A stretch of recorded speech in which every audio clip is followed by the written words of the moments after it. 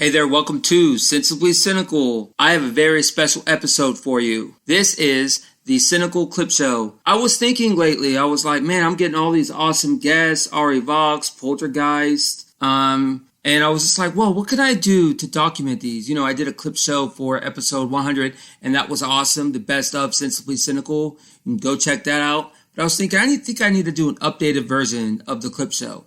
So I think I start off with episode 104. Gretel and Hansel. I did this series, Sensible or Cynical Reviews. So basically, I would review a TV show or a movie and give it a positive, which is sensible, and negative, a cynical review at the end.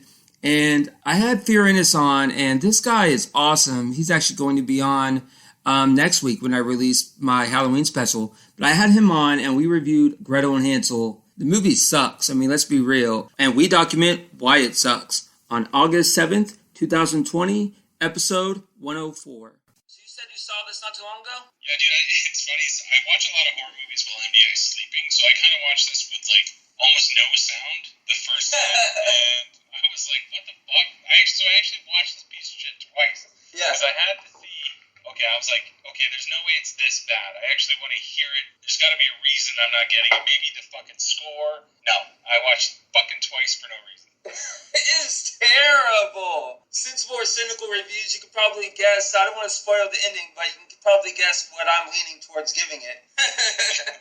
But you know what's crazy about it is there's absolutely no budget, like $5 million budget. So they went over by default. They made money by default. Yeah, that's what a lot of folks are doing. I felt like they were trying to really capitalize on movies like The Witch that has more like a time period where I get in arguments all the time on fucking podcasts. I'll fight you and note it. The Witch is a good fucking movie. It's really good. Social media sucks sometimes. It really does. But without social media, I would not have met Inc Panda. On August 25th of last year, I had the pleasure of having model Inc Panda from the DMV area, that is District of Columbia, Maryland, and Virginia, on the podcast for the first time. And this was an awesome interview, so I got a clip from that interview to share with you today. Episode 106, titled Modeling Industry, with special guest Inc Panda. I want to say that it's a little more accepting in the way that modeling has many forms, in that everybody is beautiful, and before modeling was it still is very stereotypical in many ways, in the fact that many, especially for girls, and I think guys have it hard too. I think men have it hard. I'm not saying that they don't, but women tend to have it even harder because we are hard on ourselves so much, and we are so judgmental of each other, and we think we have to be a certain size. We think we have to be a certain height. We think our butt has to be a certain size. Our boobs have to be a certain size. Our stomach has to be flat. We're not allowed to have stretch marks.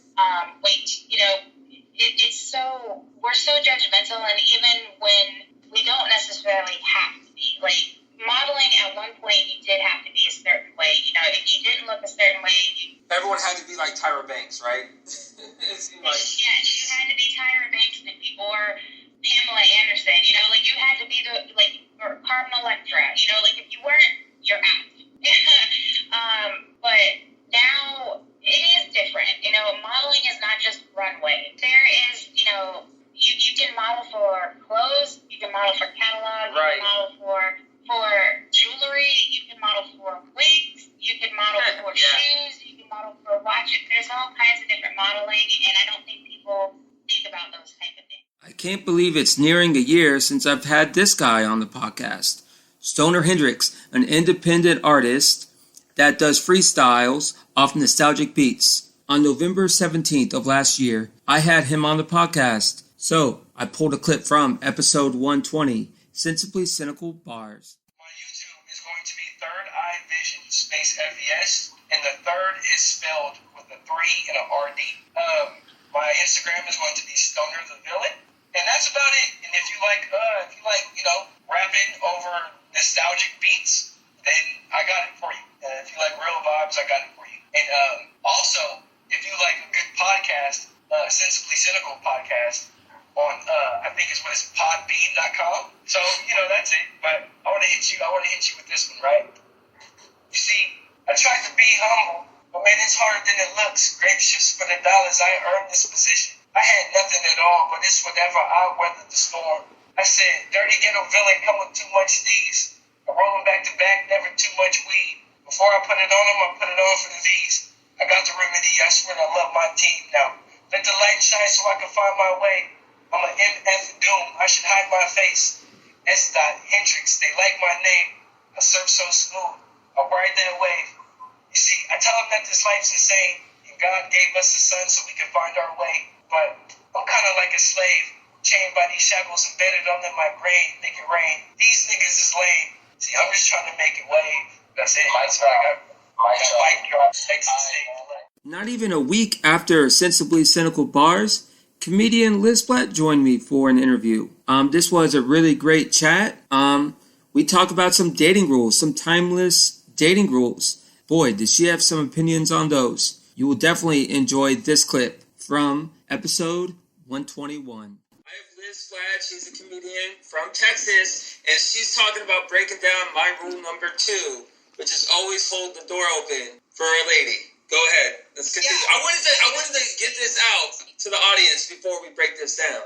Okay, yeah, for sure. Let them know this is how I feel. Because I'm not saying that you should just let a door smack in somebody's face. First off, that rule shouldn't just be for women. I'm perfectly capable of opening every day. In fact, a lot of the times if I'm on a date, I will kind of casually rush to the door just to get it myself so I don't have to worry about oh, they're going to hold open the door and I have to walk this certain speed and make sure that they're there before me and that I'm there right after them so I can get into that door space, and it's a weird rule that I feel like people, I know for me, I just get stressed out about okay, and then it's if you forget to open the door, let's say, on an off day for you or your father, then the girl's left thinking man, this guy's a dick. And it's no, he's not a dick. He just forgot to open the door.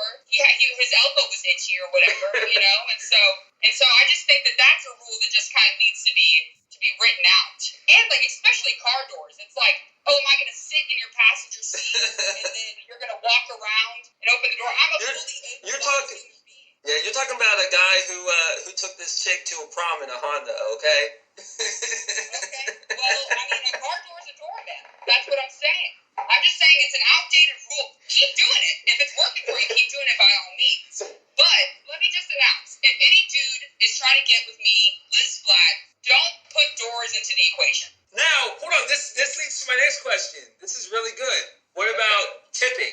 And who pays first? That's the question I want to know from Liz Blatt. Because that's debatable. That's really debated this century is, with goes hand in hand with your feminism joke. A lot of women are saying, hey, don't pay for me. Back in the day, it used to be, of course the guy pays first. And it still is that way. I always pay first. If I know and she knows the day went to shit, I'll pay anyways. I'll just say, hey, I'll go to the register or to my, server and say, hey, what's the damage? My dad said that too. I got that from my dad is what's the damage? Yeah, paying on the date. I'm not saying this is how it should be or anything. I'm just saying that for me, Liz Blatt, if I'm dating someone, it's official boyfriend and girlfriend, I'm just going to base who's paying for what based off of who has the most money at the time. Well, if I just got paid and he's getting paid tomorrow, then I'll pay today, he'll pay tomorrow, or we'll just pay for our own stuff, or it doesn't, or if he's specifically wanting to take me out, then yeah, I would expect a date, or if I'm specifically wanting to take him out, then yeah, I would expect myself to pay. But if it's just a casual thing, or we just started dating, or whatever, then it's always, I'm going to pay for myself. As most of us know, March is the month for tournaments. So I was thinking this year, I was like, what can I do here at Sensibly Cynical for a tournament podcast? Oh, you know what? I'll rank the Batman movies. So I got a hold of Jaden and Liam over at the No Sequel podcast. We ranked Batman movies. We picked out which movie was the Batman movie of all Batman movies. But little did we know that we would have such a heated discussion on whether Joker was to be included into this tournament. This clip is from episode 138 that was released on March 28th, 2021. Well, the main event's the tournament. Well, let's get to the one below the main event. All right, so the one below the main event is whether the movie Joker should be included into the tournament as the 5th seed. Jaden, you go first. Yay or nay? Nay. I think it's like a spin-off of his... Like, Batman was barely... He was, like, as a kid. So when I say Batman movie, I mean suited up, so... I don't know. I think, what's the... Is it like an unwritten rule? I don't see it as a Batman movie. I think it was literally just him as a kid. I will say, I can see why you want to do it. I'm unsure. I'm not sure if I should weigh in on this because I'm not sure. Well, you know what direction I'm gonna go in. You're saying yes. Well, for good podcasting. I don't see it. It takes place in Gotham. Well, I mean, it's about Batman's main villain. Has Bruce Wayne in it. Yeah. Has family in it. I mean, come on. But it's the same thing. It's like saying, like, in Suicide Squad, Ben Affleck was in it. It's not a Batman movie. Right, but that was different because that wasn't about Batman characters. I mean, it wasn't even like Joker's name, but it wasn't Batman. I guess you could say Harley Quinn, but like it's about Batman's main enemy, and the Waynes do actually have a somewhat substantial role, and they're important to the plot of the movie. All right, Liam, you're stalling. Liam. Yes, I've talked myself into yes. Oh, so I'm gonna be the. You guys win, I guess. Did I actually say I was gonna say yes? I'm reading your mind. Hey, for podcasting, I'm gonna include him.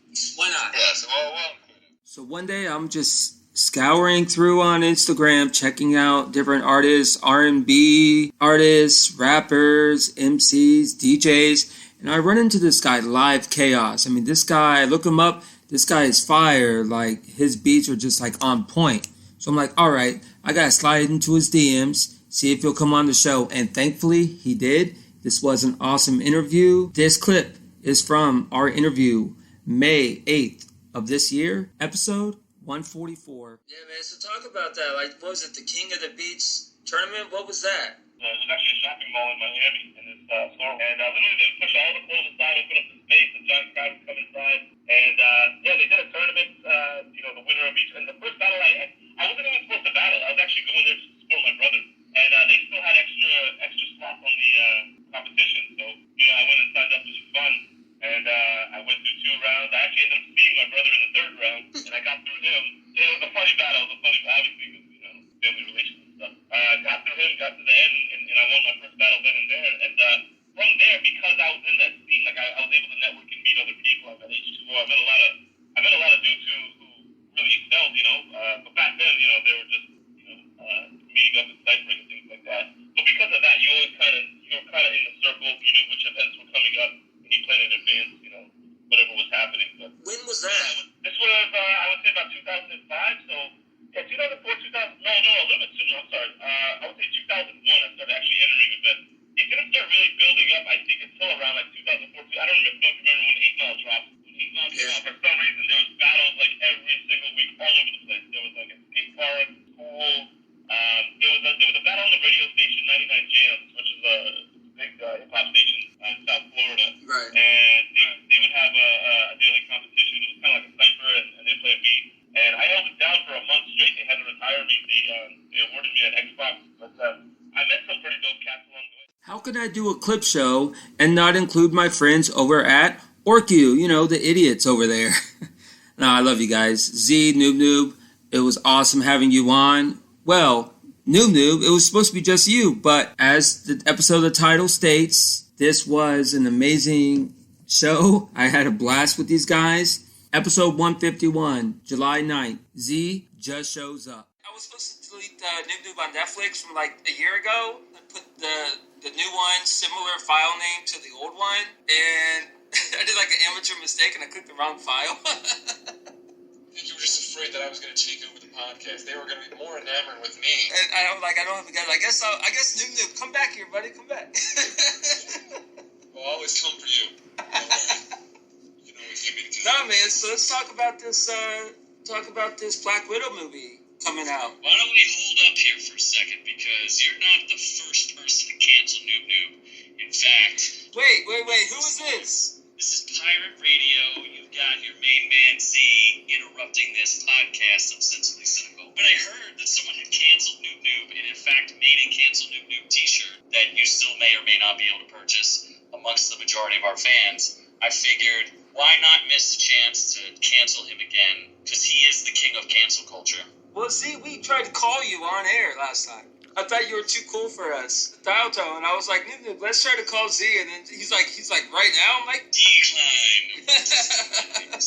I was sacrificing my body, sweating in my basement, all over the place. It's your usual Saturday night, though. So why I got you here, Z? Revox, an amazing vocalist, songwriter out of DC. Thankful to Dolores Gibbs for referring me to her. Great interview, and luckily, after the train wreck that was Z and Noob Noob, Ari helped get the podcast right back on track. Episode 154 on July 29th. That's kind of like, it's dreamy, indie, like rock pop. 8 or 10 singles, I don't know. Yeah, you find that process kind of gratifying, I guess, in a way, because you get to see immediate feedback of a particular song. Like, you get the feedback instantly, right?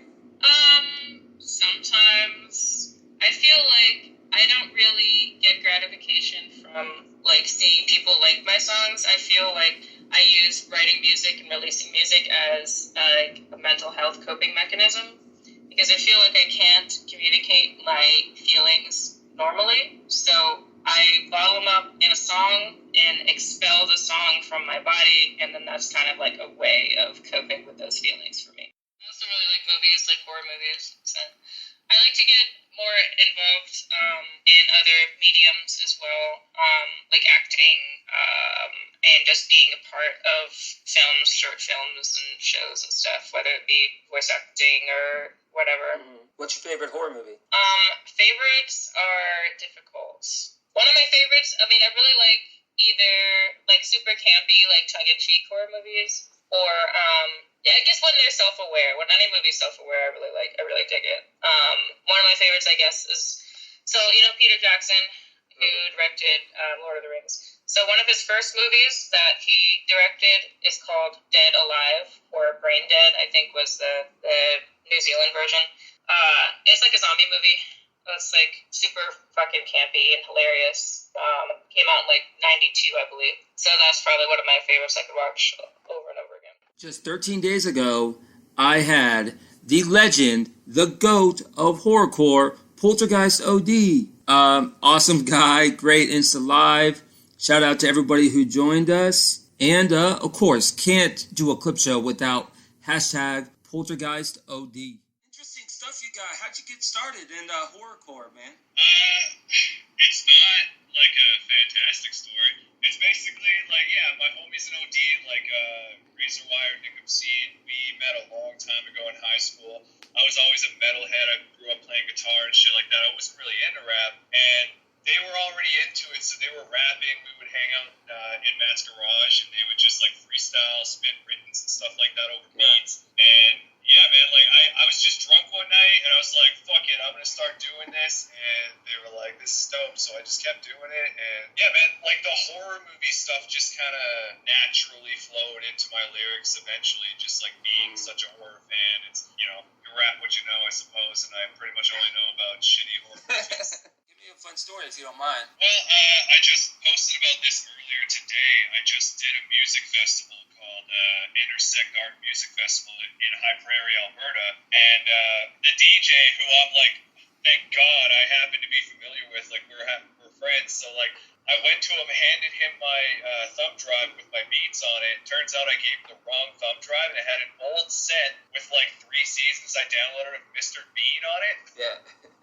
Yeah. So he's looking at me, he's like, I don't know what to tell you. And I'm like, okay, I think I remember some of these songs. So I start out rapping, and the first few songs go well, and then this Mars Attack song I did called Ack comes on, and I haven't practiced that in years, at least a year. So I like screw up halfway through, I laugh it off, and then I do a cappella for like 4 or 5 minutes. I go back into a song, I screw that up, I do another minute and a half of acapella. I just like one thing I did learn doing that is that like you can screw up, but if you admit that you screwed up and you're only human and you just get right back into it and you show them that you have the drive to entertain them there, like that's all that matters really. How's the pandemic changed like your strategy? I've basically just been laying low, stacking up songs. I have about 6 ready to go. I've just been working on my videos and everything like that. I want to do this series where I break down like me watching a movie. Oh yeah, that's a big thing, man. Sports is doing that too. The watch along thing. Yeah. That's in now. Just like a process video of me breaking down exactly everything I do from watching the movie to getting the song up on YouTube. That's cool, I man. mean, 30 people might be interested, but hell yeah, man, those 30 people. You have 8. 8 are online. Just epic. And listen, it could have been much longer with way more guests. Every episode I've done lately has been fire, and more fire. Check us out on Twitter at Cynical Sensibly. Instagram, we are Sensibly Cynical Pod. Subscribe to the podcast wherever you get them. And please follow us on Facebook. Coming up next is the Halloween special. I've been promoting it and it's finally going to come to fruition next week. Now, it is time for the results of this week's trivia question. I posted a picture on Instagram and asked the following question. What iconic pop star released this album in 2010? It was Christina Aguilera with the album Bionic. And shout out to our winners. _Arlene Dabini got the artist and the name of the album right. And Abby_Mia got Christina Aguilera correct. Thanks again, everybody, for listening. Adios.